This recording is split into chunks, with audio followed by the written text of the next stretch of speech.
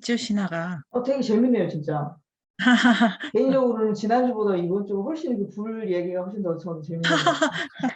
네. 네. 다음 주는 옥수수와 돼지고기로 선생님을 기쁘게 드리겠습니다. 신화는 어쨌든 한 자리에 있거나 뭔가에 대해서 안정적으로 있고 자기 자리 차지하지 못하고 거기서 뭔가를 불려가는 걸 엄청 싫어하는 것 같아요.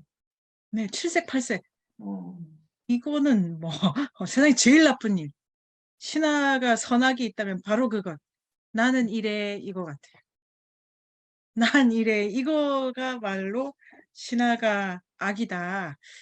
악이죠. 악. 그래서 자기 정체성으로부터 이탈을 이렇게 이제 해야 된다는데 그거를 하는 걸 자기 의지대로 하는 그런 방식은 아닌 거예요. 늘 와가지고 그 쓸려가면서 계속 관계를 우리가 진짜 많이 생각하게 되는데요. 우리 뭐 의지가 없다는 게 아니라 네, 이런 세계에서 이 세계는 자유라는 단어조차 관심 없는 세계인데 왜냐면 그 자기는 자유라는 단어를 그 자기와만 연결되어 있지 않습니까? 용법이. 근데 이 세계는 관계가 주역이기 때문에 자유라는 단어 자체에 대한 관심이 없을 텐데요. 그럼에도 불구하고 이 상쾌한 공기로 상징되는 그 단어의 의미를 찾을 수 있다면 신화는 관계를 넘나드는 것을 자유라고 하지 않을까. 죽음에 대한 사유랄지 저는 그 기술론의 관점에서는 범위를 얘기한다는 게 참 좋았어요. 한계가 있는 거다 이거는. 나아가서는 안 돼. 넘어서는 안 될 문턱이라는 게 있어. 그러니까 제자리를 고집해서도 안 되고 너무 멀리 가서도 안 돼. 요 사이에서 위치를 잘 보기를 좋아한다. 그리고 그것이야말로 불의 본성이다. 그러니까 다 태워버릴 수도 있고 없으면 안 되고 요런 얘기를 하면서 이런 신화가 있습니다. 이제 같은 의미에서인데요. 이거는 이제 인간을 굽는 흡연자 얘기인데요. 매우 선생님들 이제 다 우리 읽을 수 있습니다. 요런 패턴은 이제 느낌이 오시죠? 대칭성을 본다. 차이 나는 감각 기호, 반대 기호를 잘 뽑아낼 수 있으면 그 관계에서 어떤 메시지가 나온다는데요. 매우 친한 두 늙은 인디언이 수리독수리의 둥지를 털러 가기로 결정했다. 이렇게 됩니다. 둥지를 턴다. 이게 이제 올라가야 되고 이렇게 이제 작동하는 거죠. 그 다음에 아까 이제 미처 말씀 못 드렸는 거 이런 게 있었네요. 여기도 두 사람이 일단 사냥에 가게 돼 있습니다. 아까도 새둥지 터는 사람도 두 사람이 갔지 않습니까? 하나가 올라가고 남는 거. 요 이항 코드가 신하가 좋아하는 건데요. 신하가 쌍둥이 이야기를 매우 좋아합니다. 이 쌍둥이라는 게 그 같은 형질에서 나온 두 개인데 양의적으로 쓸 수 있어가지고 달과 해 이야기 뭐 이런 거 있지 않습니까? 요런 패턴으로 같은 몸에서 나온 두 개. 그러니까 요런 그 성질이 상이한 성질이 한 몸에 중첩되어 있다는 걸 떠올리기 좋은 쌍둥이 기호를 좋아하는데요. 그러면 그건 분리돼야 되고 뭐 이렇게 이제 가게 됩니다. 그래서 독수리 사다리를 만들었는데 한 명이 새끼를 발견했습니다. 그리고 밑에서 야, 새끼가 어떻게 생겼어 했더니 네 마누라 그것처럼 털이 나다 이러면 아 신한 너무 야하고 이거 너무 노골적이야. 근데 이거는 야한 축에도 들지 않아. 나중에 보면 긴 성기를 목에 둘둘둘 말아다니는 사람도 막 걸어 다니고 그렇기 때문에 상상을 초월하는 아니 인간의 몸을 어떤 기호가 섞여 있는지 느낌이 오시죠? 내려다볼 수 있는 자는 올려다볼 수도 있는 거예요. 누구의 다리 밑에 털을 보려면 일단 바닥에 납작 엎드려서 올려다 봐야 되는 거지 않습니까?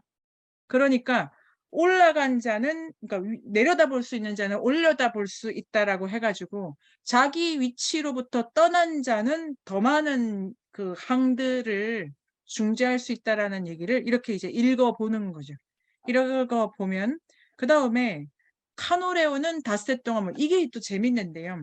앞에 두 늙은 인디언이다 해놓고 이름을 말 안 해줬는데 뒤에 그런데 주인공이 얘야라고 이름이 나옵니다. 이게 신화가 고유명을 뒤에 이렇게 제시하는 것도 저는 되게 재밌더라고요. 우리는 강평옥인데 시작하고 쭉 가는데 이게 이제 정체성론 내가 누군데 그게 아니라 조건에서 이런 이름으로 불려. 그러니까 조건이 먼저 설명되고 이름이 나오는. 그러면 정체성이라고 하든지 고유성이라고 하는 거는 선제적 개념이 아니라는 걸 계속 신화가 보고 간다는 것이 인상적입니다. 그래서 이제 닷새 동안 물 안 먹으면 요게 이제 또 고생을 합니다. 음식 한 점 먹지 못하고. 그런데 얘는 새똥을 뒤집어 쓰지 않는 대신 모기한테 뜯긴다 이렇게 돼 있네요. 똥인지 피칠갑인지 요 두 개는 같이 똥 얘기 피 얘기는 그러니까 피는 어떻게 있었니 똥과 피도 원래는 안에 있어야 되는 거지 않습니까? 근데 똥은 나와야 될 것이고 피는 안 나와야 될 것이죠.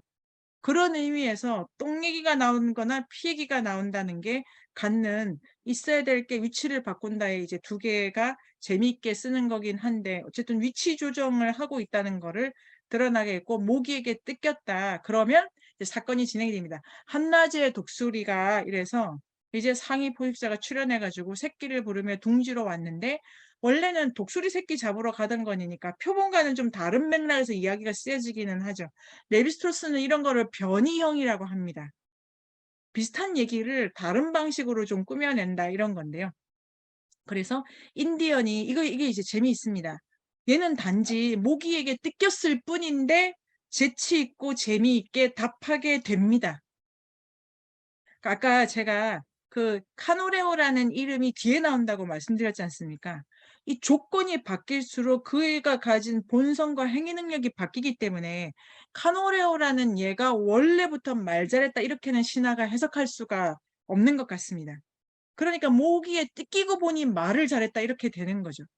뜯긴다는 것 자체가 자기 이렇게 이제 원래 들어가 있었던 게 나오는 걸로 이 형태 변질이 이루어진 거니까 관계를 매개하고 다른 것과 연결되는 능력이 높아지고 그러면 여기서 우리는 알 수 있는 게 신화는 언어를 다른 것과의 중재 능력이라고 보는 거죠. 신화는 말 잘하는 사람을 누구라고 보냐면 얘랑도 할 수 있고 쟤랑도 말할 수 있고 상대에게 맞춰서 자기 메시지를 변형할 수 있는 게 말 잘하는 거고 재미있는 거고 독수리의 허감을 얻는 거고 그 상의적으로 말하는 겁니다. 여기서 이제 그 좀 더 나중에도 말씀드릴 수 있겠지만 아까 이제 웅 선생님께서 말씀해 주신 것처럼 신화가 언어의 최고 모델로 삼는 거는 그래서 휘파람 소리입니다. 근데 휘파람이 인간이 내는 게 아니라 제가 이제 상상을 해봤는데 가을녘에 그 곡식 싹 쓰러지는 소리 있지 않습니까? 아, 이거다라는 메시지를 주는 자연 전체가 공명하는 그러한 때 나오는 소리 이런 것이 말 잘한다는데 그러면 그 말의 주인은 인간이 아닌 거죠. 그런 거를 이제 전방위적으로 여러 신화를 참조해서 이 부분을 다시 읽으면 인디언이 말을 잘했다라는 거는 지가 할 얘기가 있어서 재밌은 게 아니라 독수리도 들을 만한 얘기 그러니까 상위 포식자도 즐거울 만한 좀 포괄적이고 지혜롭고 전체적인 얘기를 할 수 있었다라고 생각이 되고 이거는 당연합니다. 모기에게 물렸으니까. 그래서 독수리가 복수를 돕기로 한다 이렇게 됩니다. 독수리는 카노레오의 온몸이 털로 다 덮일 때까지 몸을 털며 깃털을 떨어뜨렸고 아까 표범이 자기 자식으로 삼았지 않습니까? 그 소년을. 여기서는 이 인디언이 완전히 독수리가 됩니다. 털을 입었으니까요. 그러니까 그 결혼의 형태로 가족을 만드는 건 맞지만 곧바로 사기포식자 가고 문화적 구성 능력이 있는 거고 불을 쓸 수 있는 거가 됩니다. 독수리로 변했고 변신에 성공하자 나는 법, 굵은 나무 가지 분지르는 법, 나무 가지를 분지르는 게 아까 좀 전에 말씀드린 것처럼 살인 행위와 관련이 있고 또는 일부러 분질러야 되기 때문에 불을 피우는 거랑 바로 연결이 됩니다. 그러면 이 독수리이기 때문에 불을 쓸 수 있다라고 가게 되고요. 그 다음에 마을에 이제 이 두 독수리가 돌아와서 막 소리를 지르면서 그 이 배신자를 막 공격을 하고 그다음에 이제 막 쏘는 화살도 이제 쏘는 장면이 벌어지고 그런데 이 인디언들은 그 나쁜 짓을 한 그 배신자를 이렇게 이제 그 공격을 막 그 덩달아 해가지고 이 배신자가 광장에 창자와 뇌조각 가득한 핏물 웅덩이 그러니까 다 찢긴 거죠. 여기서 이 마을의 한 사람도 자기의 온전한 몸체를 가질 수 없게 다 찢기면 독수리는 고기를 나누려고 했는데 독수리가 말하기를 먹고자 한다면 문신을 해야 된다 이렇게 됩니다. 갑자기 그러니까 신화를 읽을 때 되게 그 난감한 거는 장면이 전개되는 이유가 그 밑으로 흐르는 단일한 하나의 성분이 없지 않습니까? 독수리가 많이 먹기 위해서 이런 이유를 깔 수 없이 장면이 계속 이렇게 그 전개되는데요. 논리를 따져보면 이건 문신을 해야 된다는 게 그 문신이 피로 깃털에 빗질을 하고 날개 끝과 부리에 뭐 바르고 색칠을 한다 이런 방식으로 되어 있습니다. 고기를 먹으려면 그리고 이 고기는 불 쓰는 자가 나누는 고기니까 자기의 자기의 고유함이기도 하고 공동체 안에 다름을 이룰 것 이런 문화적 논리가 제시되어 있는 신화였고요. 그 다음에 또 다른 신화를 보면 이제 그 불과 기술이 이제 막 뭐를 많이 갖게 해주니까 도대체 그 갖는다고 게 뭘까? 부자가 된다는 게 뭘까? 상위의 문화를 누리면 어떻게 될까? 그 얘기를 이제 말씀드리면서 마무리를 해보도록 하겠습니다. 이제 고기 말고 생선 굽는 얘기가 나옵니다. 일단 굽으면 굽는 이것도 이제 불. 자, 어부들이 생선을 구우려고 물가에 머물렀습니다. 그중 한 어부가 칼로 물고기 배를 갈랐는데 거기서 담배가 나왔다 이렇게 됩니다. 담배가 나왔다는 거는 불을 이미 다 피워 가지고 연기를 보내는 거니까 그리고 그리고 이제 퍼지는 범위가 되게 크지 않습니까, 담배가? 그러다 보니까 단순히 고기를 익히는 것보다는 더 그 매개항을 크게 쓸 수 있는 능력을 가졌다라는 게 알 수 있고 그러니까 이미 불을 쓸 수 있고 그다음에 이제 그러니까 수준이 매우 높다. 그런데 이 생선을 몰래 감추고 몰래 담배를 피우다 이렇게 되면 이게 이제 탐식을 했기 때문에 여기서부터 신화가 사건이 벌어지게 됩니다. 그래서 인디언들은 그런데 이제 그 사람만 담배를 몰래 먹은 게 아니라 그 동네 애들이 다 욕심쟁이인 거예요. 담배 연기를 내뿜지 않고 삼켰다 이렇게 됩니다. 그러니까 나가야 될 것을 계속 넣고 있다기 때문에 부족 전체가 욕심쟁이들 이렇게 되면 흡혈귀 형상의 식인귀 이렇게 되어 있는데요. 이 레비스트로스가 초자연적인 신이라고 이렇게 각주처럼 달아놨는데 신화에서 식인귀가 나온다는 것은 상위 포식자입니다. 사람을 잡아먹을 수 있다는 것은 나쁜 일이 아닙니다. 사람을 잡을 수 있다는 것은 그보다 윗단계에 있게 되기 때문에 식인귀가 나오면 그는 표범 단위에서 있는 거고 식인귀가 이렇게 이제 교훈을 직접적으로 이렇게 가르쳐 줄 수가 있습니다. 그러니까 인간 자체를 정의하는 방식이 문화적 수준에 따라서 중간 위치로 가 있기 때문에 그래야 이야기가 만들 수 있지 않을까요? 얘가 더 올라가야 된다 이런 방식으로. 그래서 식인귀가 그렇게 피우면 지난주에 담배 얘기한 거 아닌가요? 그렇게 담배도 구름과자도 다 법칙이 있어요. 그러면 안 돼. 하고 내뿜으면서 "할아버지 담배 연기 받으세요. 멀리 가게 해 주세요."라고 기도해야 돼. 담배는 기도와 결부되어 있습니다. 담배는 진짜 위험한 거예요. 담배는 바로 영역을 너무 넓게 써 버리기 때문에 이게 "멀리 안 가게 해 주세요. 적당한 데까지만 가게 해 주세요."라는 소망을 반드시 담아서 피워야 된다. 이렇게 이제 말하고 있는 신화인 건데 이 담배는 나에게 이 나가 이제 식인귀 거죠. "식인귀 거야. 그러니까 나오는 거는 네 게 아니야. 그럼 누구 거야? 전체 거야, 전체.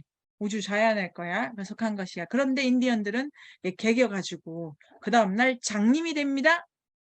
그다음에 눈이 작은 동물이 됩니다. 이게 뭐냐면 원래 자기를 가두고 있었잖아요. 입구가 작았잖아요, 애가. 그러니까 배출구가 작지 않습니까?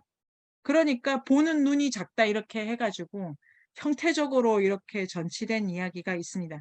신화에서 그래서 눈 작은 동물이 그러니까 어떤 맥락에서는 칭찬받을 거고 어떤 맥락에서는 욕심쟁이과에 들어가게 되겠죠. 눈이 대책 없이 너무 크다. 그것도 문제가 되지 않겠습니까? 우리 시대 미인의 기준은 눈이 커야 예쁘다지만 그것도 경우에 봐서 너무 열리는 거는 위험해. 근데 안 볼 정도로 장님이 되면 그것도 안 돼. 그런 방식으로 신화가 불과 매개력 얘기를 하면서 불의 신화 관련된 신화와 함께 이제 담배까지를 얘기하면 기술의 한계와 조건을 더 생각할 수 있을 것 같고요. 그다음에 이런 신화도 있습니다. 생명을 건진 대가로 인디언이 그러니까 표범이 살려줬나 봐요. 식인귀인데. 그래서 그녀는 아이를 분만할 때가 되었다. 재밌죠. 이 인간과 표범이 결혼한 얘기 허다하게 나옵니다. 왜냐하면 인간이 결혼을 하면은 그러니까 상위의 단계로 올라가게 되는 거죠. 계급 상승을 할 수 있기 때문에. 그러면 이제 그 남편인 표범이 혼자 남게 된 아내에게 어떤 경우에도 웃지 말라고 주의를 줍니다. "웃지 말라." 웃는 게 터지는 거지 않습니까? 그래서 담배의 기원 신화가 웃음의 기원 신화랑 연결되어 있습니다. 그러니까 신화가 담배 얘기 자체가 아니고 이게 열림을 가지고 사고를 하는 거죠. 웃는다. 이게 파 터지지 않습니까? 이게 담배보다 네네. 위험해요. 방향을 지정하지 않고 터지기 때문에. 음. 담배는 이게 그래도 좀 어떻게 어디 위치를 대충은 볼 수 있는데 음. 파 터지는 위험하다. 이거랑 비슷한 걸로 비명 이런 거 있습니다. 비명. 참는 소리, 울음. 그러니까 나가는 거에 대해서 지금 같이 보기 때문에 그러니까 선생님들 우리가 종합할 수 있는데요. 불이 아닌 겁니다. 그리고 불은 연결이기 때문에 열리냐 닫히냐 요 코드랑 함께 생각해야 될 여지가 있다. 그래서 불의 기원 신화가 담배, 웃음, 비명 요렇게도 쫙 이렇게 이제 종합이 되는데요. 여기 보면 시어머니가 나타납니다. 시어머니는 표범 시어머니인데 벌레로 나타나네요. 이것도 재밌죠. 벌레는 최종 분해자 아닙니까? 음. 그러니까 그러니까 분해한다라는 게 뭐야? 그러니까 더 근원적이다라고 하기 때문에 상위 포식자가 벌레다 이렇게 돼서 아까 독수리 요 단계에도 있는데 벌레랑도 계열이 같아집니다. 근원적이라는 의미에서. 근데 이 시어머니는 계속 웃기는 거예요. 임신을 했기 때문에 열면 안 됩니다. 아직 안 익었잖아요. 이 몸에서 아기가. 그래서 때가 맞춰서 열어야 되는데 시어머니는 자기 손자인데 왜 웃길까요? 시어머니는 본성이 자기 손자 이런 거 관리하는 본성이 아닙니다. 벌레시잖아요. 시어머니는 적극적으로 만물을 연결하는 그냥 죽이고도 살리는 모성이인 거죠. 여기는 갇혀야 내 새끼니까 갇혀야 아직 나오지 마 이럴 수는 없고 순식간에 열고 닫고 열고 닫고가 일어나는 장이기 때문에 시어머니는 웃기려고 한다. 요거 그렇게 해석할 수가 있지 않을까 생각을 해 보고요. 그러면 이때 이제 며느리가 정말 대단한 일을 해야 됩니다. 시어머니니까 웃었다가는 자식을 놓칠 거고 안 웃었다는 거는 자연의 명령을 어기게 되니까 어떻게 이제 되겠죠. 아마 둘 중에 하나가 죽게 되는데요. 여인은 웃음을 참는 견디기 어려운 고통 속에서 죽어가게 됩니다. '아 자연이 나를 웃기고 있어. 연결되래.' 근데 아니야. 나에게는 그게 때가 아니야. 자연의 생멸의 법칙은 지금 제가 죽어도 상관없는 거 아닙니까? 우리 각자가. 근데 부분적 개체수는 '아직 난 아니야. 나는 쪼금 더 하고 싶어.' 이러한 그 욕망이 쪼금 작동하는 거니까요. 이 수준에서 여인이는 고통 속에 죽었는데 쌍둥이가 태어나고 문화 영웅이 됩니다.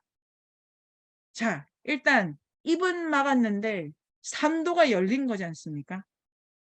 그리고 입이 막았기 때문에 산도가 열리고 거기서 나온 게 뛰어난 문화 영웅이 된다. 이 전체를 읽어 보면 때를 자기가 자연이 아무리 이렇게 저렇게 그 놀라운 분해력으로 우리를 끌어당기더라고 해도 때를 자기가 계속 보고 조정해서 조정한다면 그것이 문화다. 그러니까 문화는 부분적 인식이다.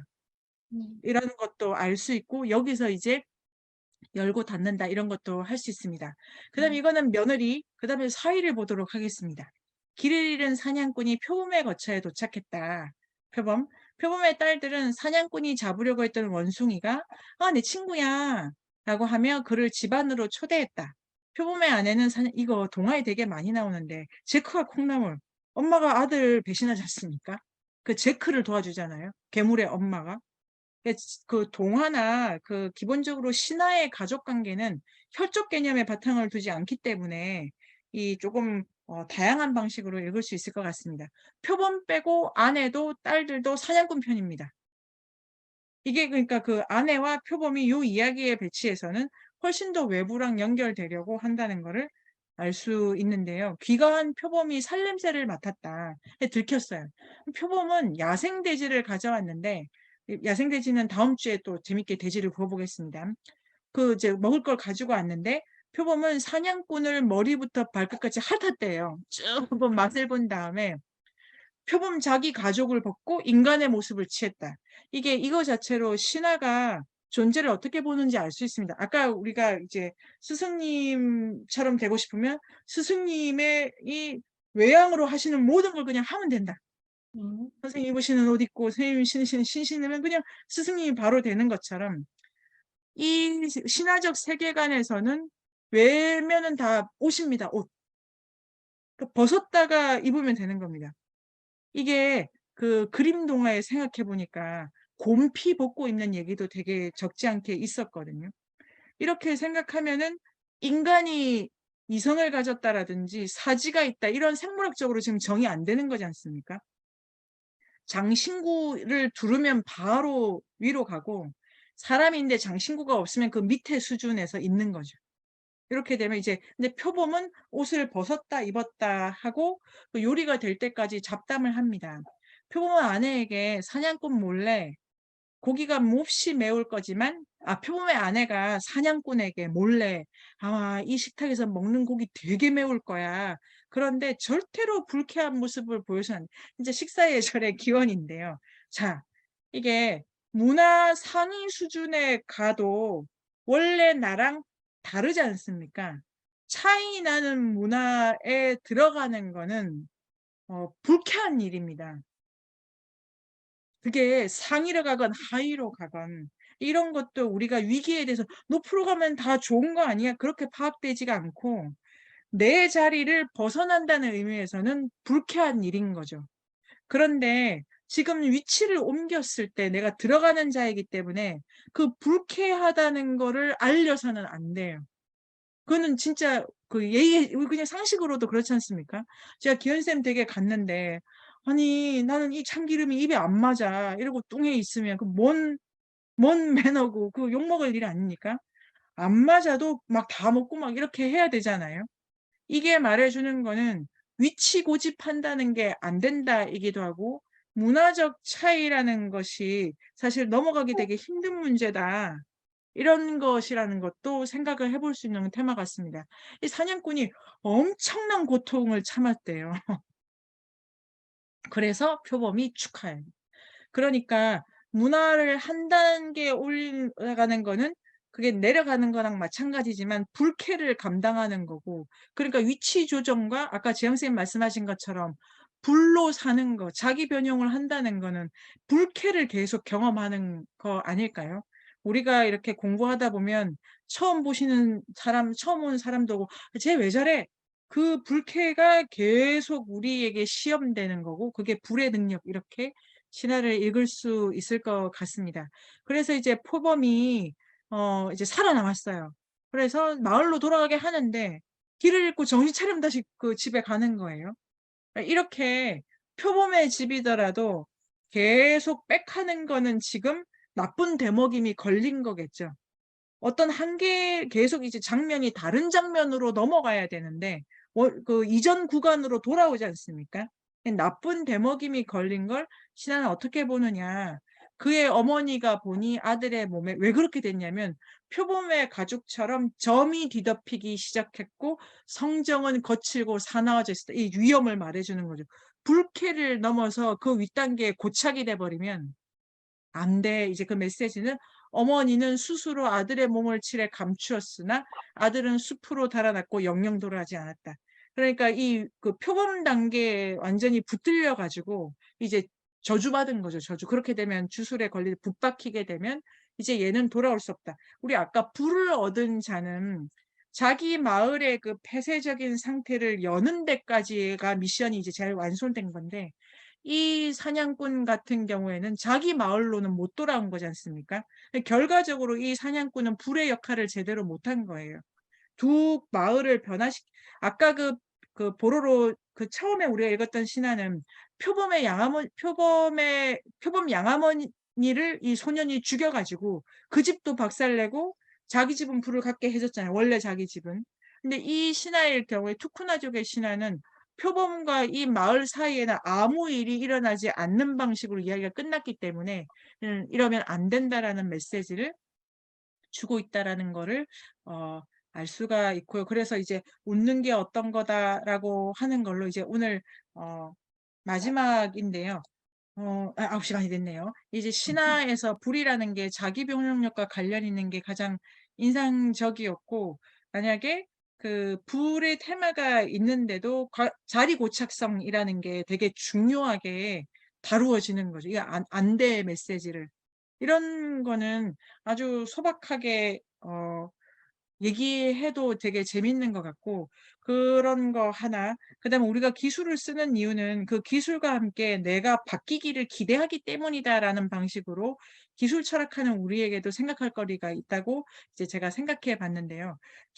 우리가 그 고쿠분 고이치로 선생님의 원자력 시대의 철학 이런 책에도 보면 고대 그리스의 테크네는 식물 모델을 바탕으로 하고 있어 가지고, 그게 기술을 쓴다는 거는 그 땅이 안 보이지 않습니까?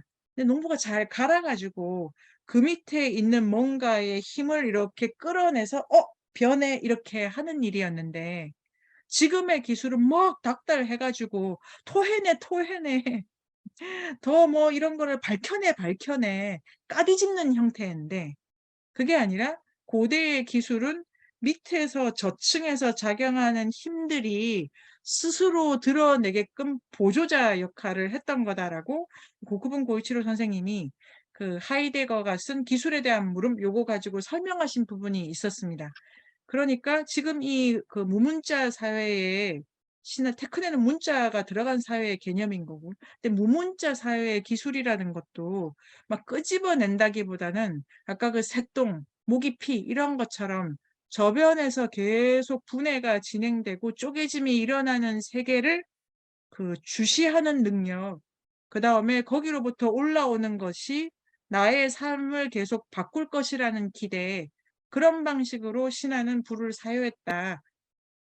이것이 저의 생각입니다.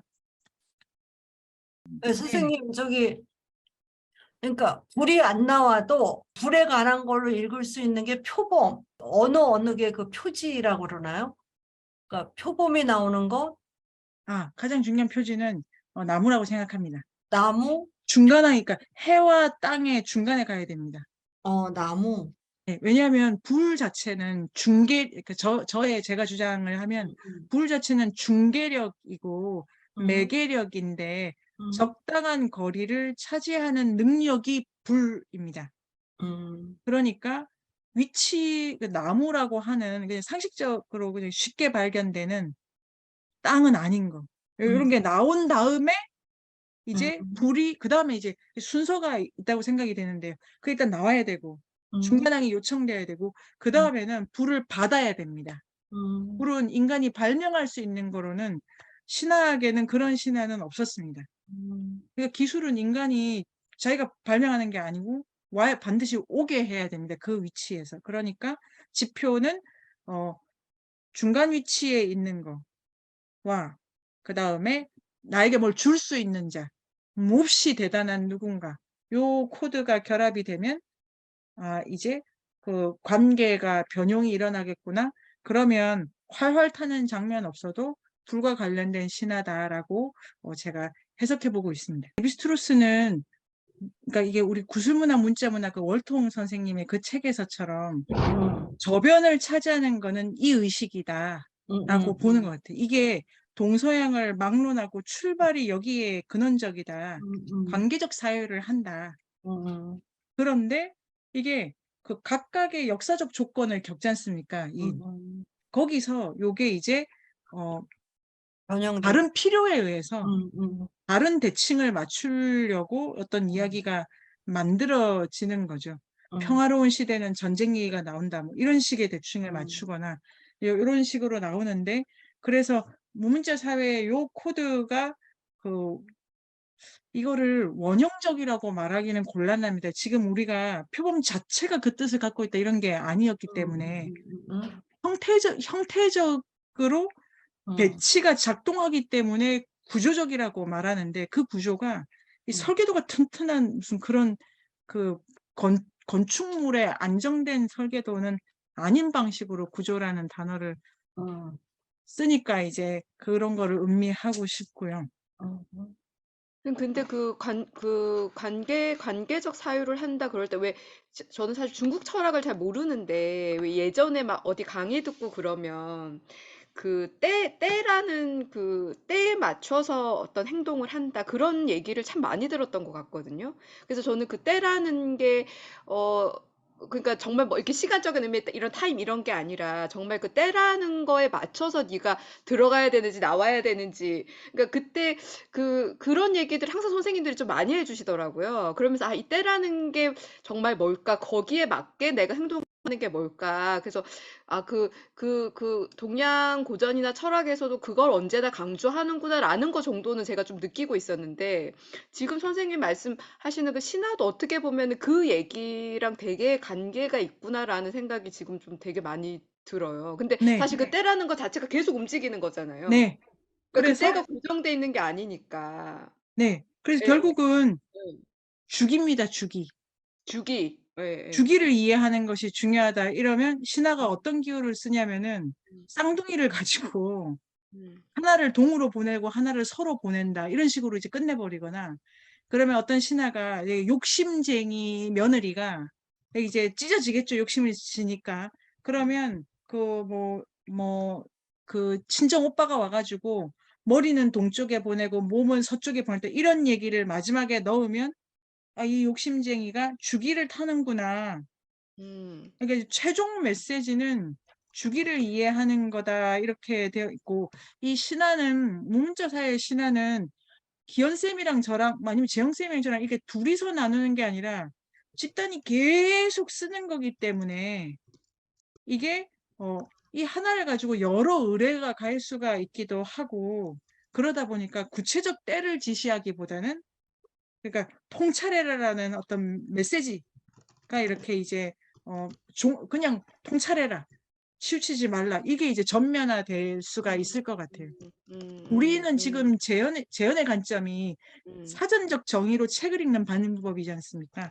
이렇게 익숙하면은 때라는 게 겨울이야? 농사야? 이렇게 바로 가는데 신화는 그게 바로 오기가 어렵고 그런 의미에서도 때를 생각할 수 있어요. 최종적으로는 때입니다. 그러니까 이게 레비스토스가 말하는데 한 신화가 불로부터 출발해서 때를 전체적으로 조망하는 삶 전체를 다루는 길가메시 서사시는 문자 사회의 서사시지 않습니까? 국가가 메소포타미아에 있는 어떤 국가가 만든 서사시고 거기서 엄청난 볼륨으로 한 문화 영웅이 나고 죽는 걸 다 쓴 건데 레비스트루스는 무문자 사회는 이런 방식으로 이야기가 가기가 그 구술의 여러 가지 요건이 부분 목적이 너무 많이 개입하기 때문에 처음부터 끝까지를 다 보여주는 거는 없다. 그래서 이제 레비스트루스 신학 전체는 이게 이제 계속 접붙이는 방식으로 읽고 계시는 거죠. 근데 불의 신화의 편린을 가지고 때를 맞추는 이야기까지 도달하는 어떤 신화도 어떤 동네에는 있고, 근데 무문자 사회를 지금 보고 있는 거지 않습니까? 20세기에. 이건 이미 문자가 걸러져 가지고 다 파편화된 걸 보기 때문에 전체상을 제고하는 건 없는데, 그럼에도 불구하고 주기에 대한 요구가 가장 근본적이다라고 합니다. 변형을 왜 해야 돼? 주기를 맞추기 위해서.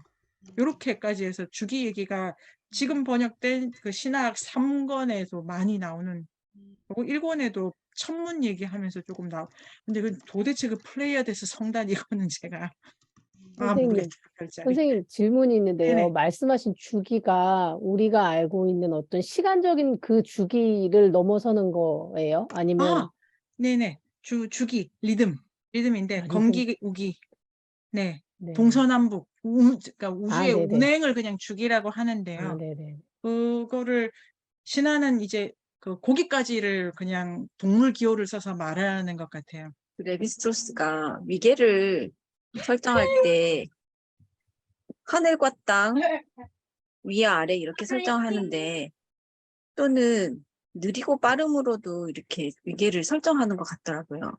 네, 근데 아까 선생님이 얘기하신 성년식을 치르는 소녀가 3년 동안 가마에 구워지는데 사실은 그때 적당한 때와 적당한 시간과 강도가 필요하잖아요. 그 강도를 네네. 넘어서면 타버리잖아요. 네네. 네. 그런 이야기들을 봤을 때 이게 기술의 한계와 조건과 연관해서 네.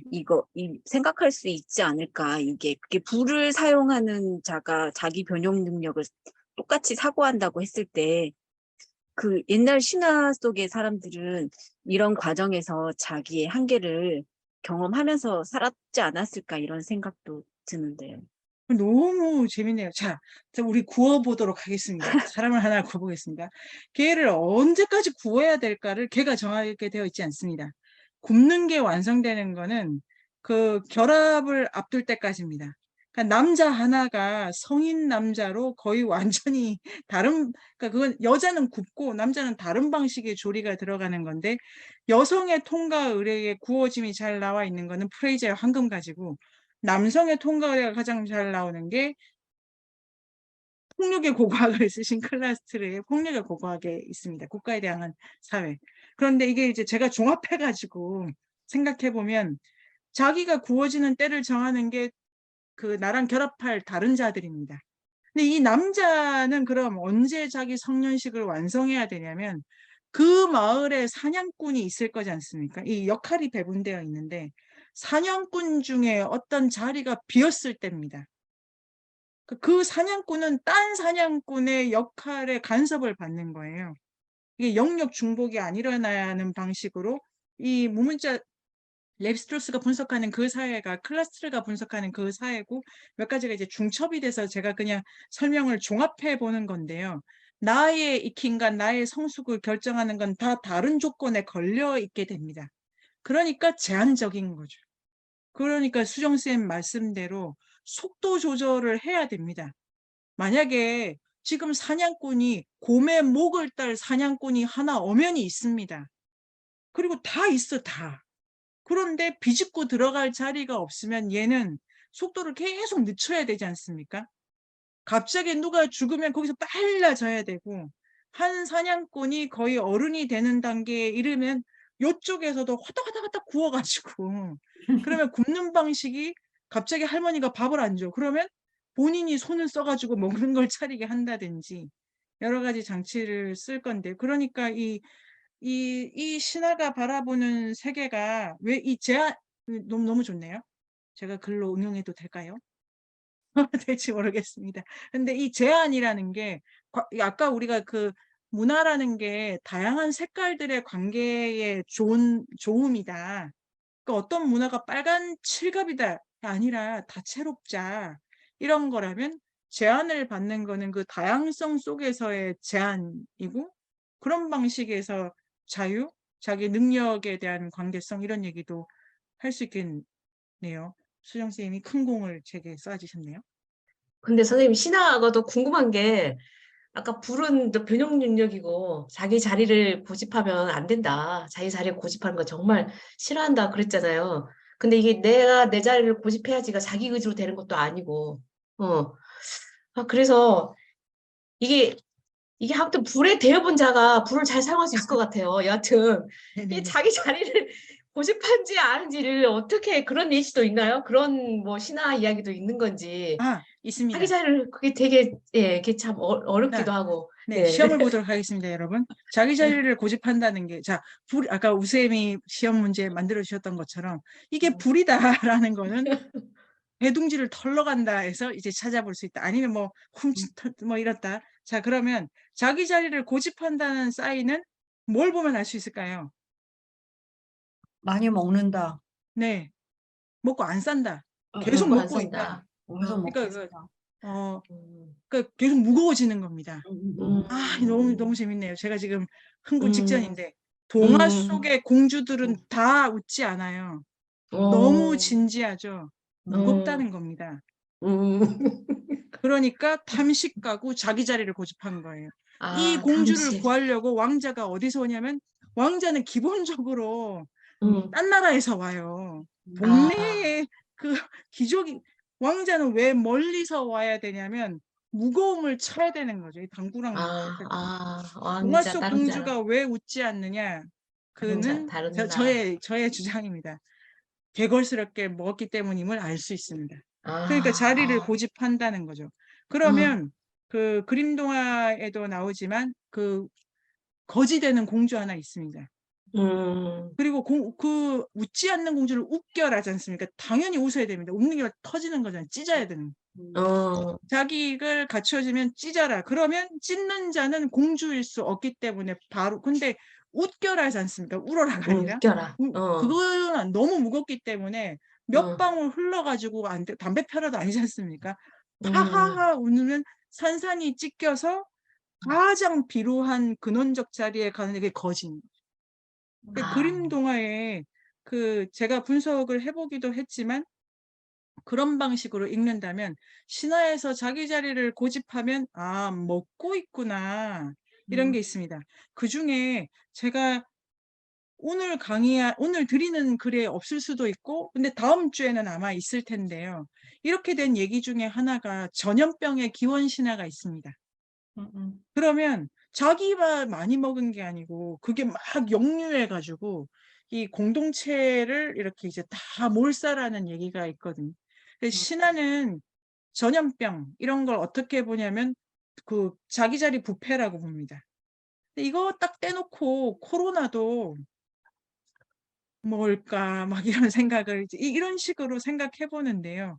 그러면 이제 신화는 자기 자리를 이렇게 좋아하지 않으니까 찢는 모티프를 개걸스럽게 먹는 거랑 구멍 나는 거랑 연결해 가지고 얘기하기가 좋을 거다 이렇게 가정한다면 자 신화를 어떻게 하냐면 읽는데 아무도 안 먹고 있는데 자꾸 찢는 얘기가 있을 수 있지 않습니까?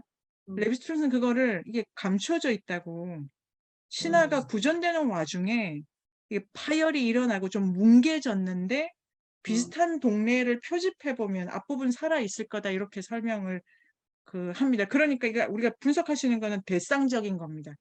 무겁다, 갇힌다, 터진다. 할머니한테 방귀 뀌는 신화가 있습니다. 그러니까 할머니가 손자한테 방귀를 낍니다. 이게 지금 왜 그렇게 되지 하면은 억지로 방귀를 뀌는 손자 얼굴에 방귀 낀다 이렇게 되어 있습니다. 왜 그러냐면은 항문과 입을 연결하고 있지 않습니까? 그러니까 그 입이 지금 닫혀 있다는 거고 반대해서 뚫으려고 하는 거죠. 그러한 예를 말려고 굳이 방귀 뀌는 얘기가 들어가는 거예요. 며느리가 방귀 뀌는 이야기가 정말 많습니다. 며느리는 왜 방귀를 잘 낄까요? 좀 궁금하지 않습니까? 뭐 저 자신이 잘 끼기도 했지만 이게 왜 이야기가 왜 이렇게 방귀 뀌는 얘기가 이렇게 며느리가 왜 방귀를 잘 끼냐고. 왜 그럴까요? 똑같습니다. 며느리는 무겁기 때문입니다. 시집 온 지 얼마 안 됐지 않습니까? 그 이전 거를 갖고 와가지고 똘똘 뭉쳐져 있는 거를 계속 시집 가가지고 감추고 있지 않습니까? 그러니까 그 며느리가 방귀를 잘 끄게 되는 게 행복하게 끝나잖아요. 자리를 이동했을 때 움츠려 드는 거는 열어라 이렇게 되는 거고 요런 방식으로 며느리 방귀 뀌는 이야기를 분석을 제가 정답이 없으니까 막 하는 건데요. 재밌으시죠? 네. 자기 자리를 이동할 때 다른 친구들이 이렇게 쳐줘서 움직이는 게 되게 재밌는 지점인 것 같은데, 그러니까 자기 변용을 하는 게 불이 다른 거를 막 매개하는 능력을 키우는 거인 것처럼 다른 관계가 막 많이 생기는 그런 거잖아요. 근데 네. 이게 이제 신화는 대칭을 이루는 그런 거라고 말씀을 해주셨는데, 그러니까 이게 내 자리에서 이렇게 이동을 하는 것과 대칭이 어떻게 연관이 되지? 이런 생각이 들었어요, 들으면서. 근데 막 내가 여기서 막 무거워지고 있으면 저 반대편에서 무거워지는 내가 나타날 수도 있는데, 그렇죠. 그게 아니라 네. 내가 무거운 거를 주위에서 못 참는 건지 막 이렇게 때리잖아요. 막 찔러서 네네네. 때리기도 하고. 그런 이야기를, 그러니까 다른 편에서 무거운 애를 만드는 게 아니라 나를 이렇게 찢어버리려고 하는 거를 신화가 더 좋아하는 거는 뭔가 여기에 대칭을 맞춘다고 할 때 이 계속 변화하는 거를 꼭 포함해야 하는 것 같은 느낌이 네. 드는데 여기서 생각이 멈췄습니다. 너무 좋고 최고세요. 그러니까 신화의 최고의 능력은 응답하는 능력. 이게 전혀 다른 고쿠분 고이치로 선생님의 중동태인데 응답 능력인데 이게 복수종에 대답할 수 있어야 돼요. 근데 왜 무겁냐면 자기 목소리만 들어서 무겁기도 하고 혹은 다른 일자의 목소리만 들어서 무겁기도 하지 않습니까? 아니, 우리가 우쌤 말씀만 막 절대 진리를 보면 남의 말을 듣는 건 하는데 스승님 말에 계속 맞추고 이 이자관계밖에 형성이 되지 않은 그런 방식의 신화는 쓰이지가 않고 이거를 찍기 위해서 달려드는 복수적 힘들을 중요하게 생각하기 때문에 똥 이렇게 됩니다.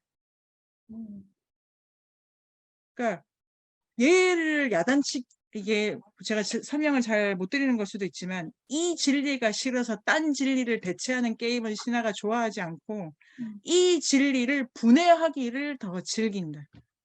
분해력의 핵심이 그러니까 이게 너무 재밌죠. 이 진리가 어디서 왔냐고. 근원에서 온 거 아니야. 여기서 다시 진리를 떠올리게 하는 다른 진리를.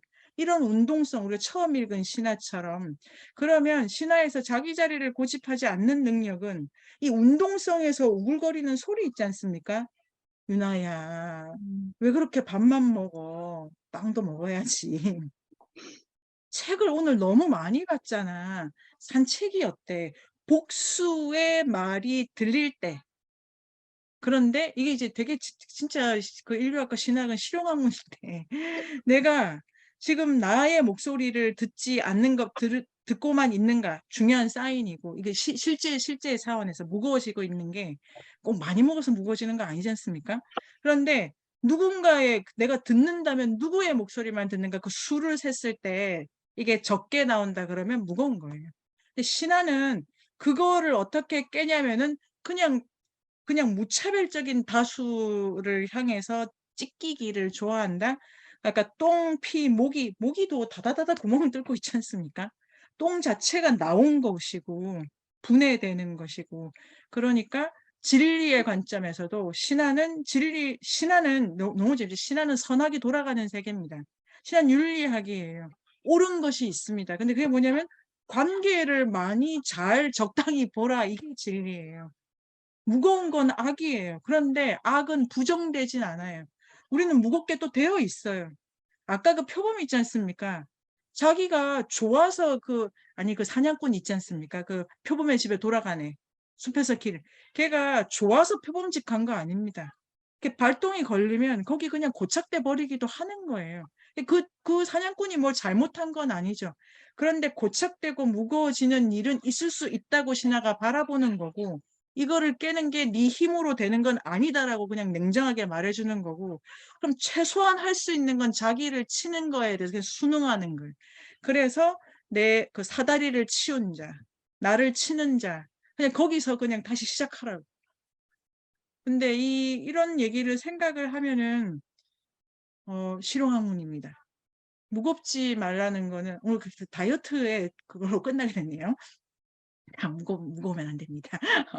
무거우면 안 된다. 중력에 끌리지 마라.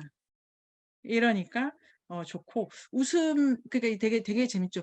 웃는 거 좋은 거 아니야? 아니 그게 장례식 가서 웃으면 되겠습니까?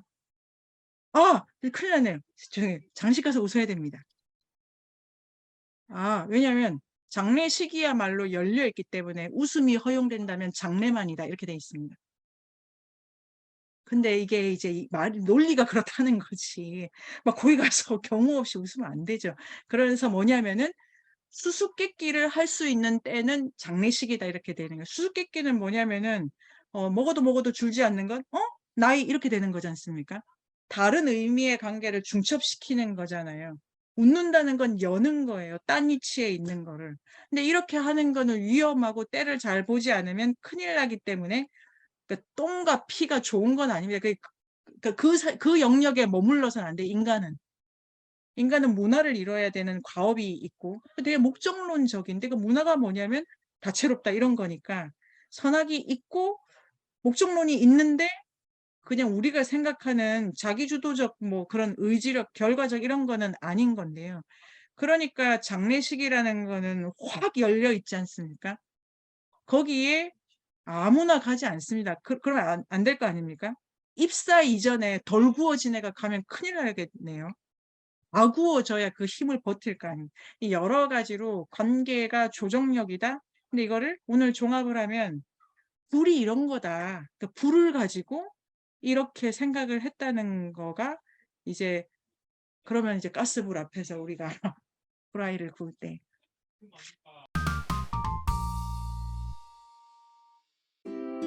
네이버 검색창에 인문공간 세종을 검색하세요.